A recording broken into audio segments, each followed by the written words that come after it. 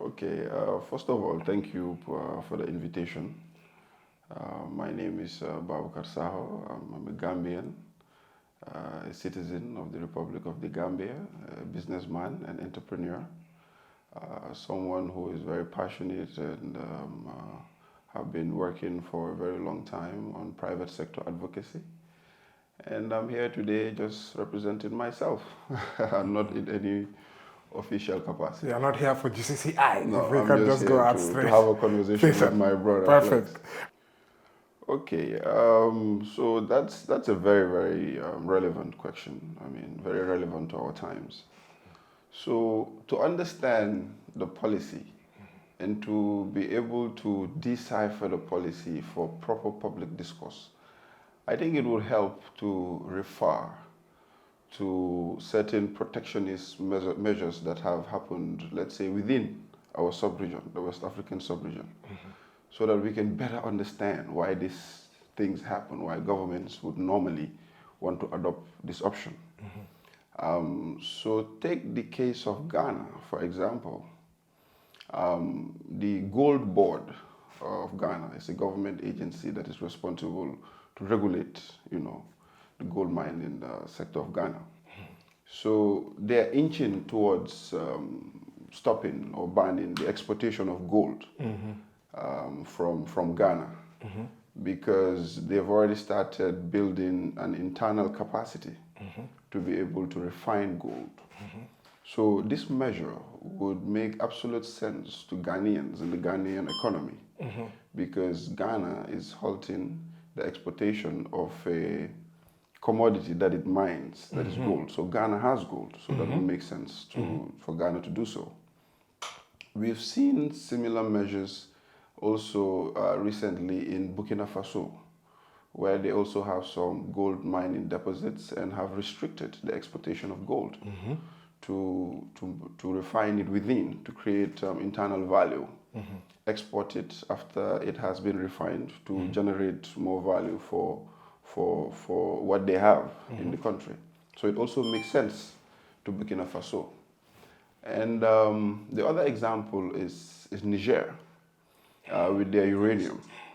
In fact, what we've seen them do is that they've been able to demand a higher price for their uranium per kg.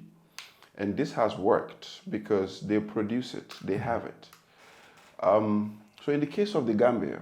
And the common thing is these are all natural resources. Yes. So they exist either naturally in your country or they don't exist. Or they don't. Okay. And that natural existence is what gives you an edge, and it what makes protecting it or not protecting it make sense or not. So in the case of the Gambia, we're having some form of protection of the cement and cement industry because the argument is that we want our cement industry to grow.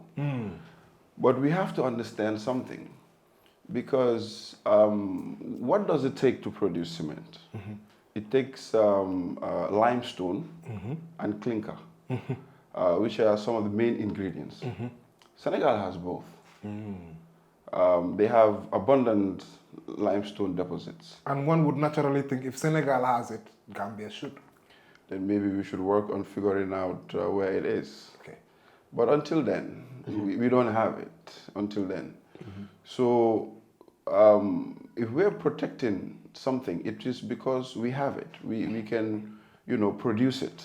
And then we can ban its export because we have internal capacity to produce it. Senegal has the raw materials. They have the internal capacity to produce it.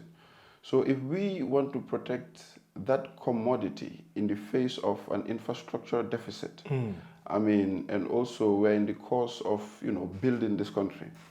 If you look around the Gambia, without doing any studies, just by observation, you will see that this country is under construction. Government is doing its bit. The private sector is doing its bit. The main ingredient here is cement.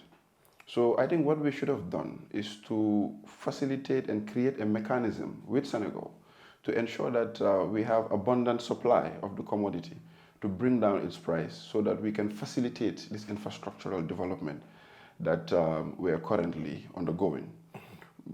Because, look, The case of cement between the Gambia and Senegal is not a buyer's market. It's a producer's market. It's the producer who has the upper hand here, not the buyer. The producer has many nations where they can sell their product.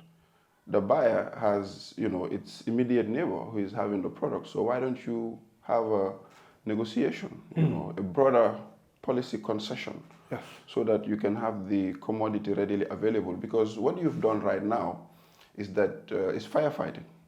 It's a bushfire. You off here, then you have to rush at the other place because there is no guarantee that we will not have another shortage.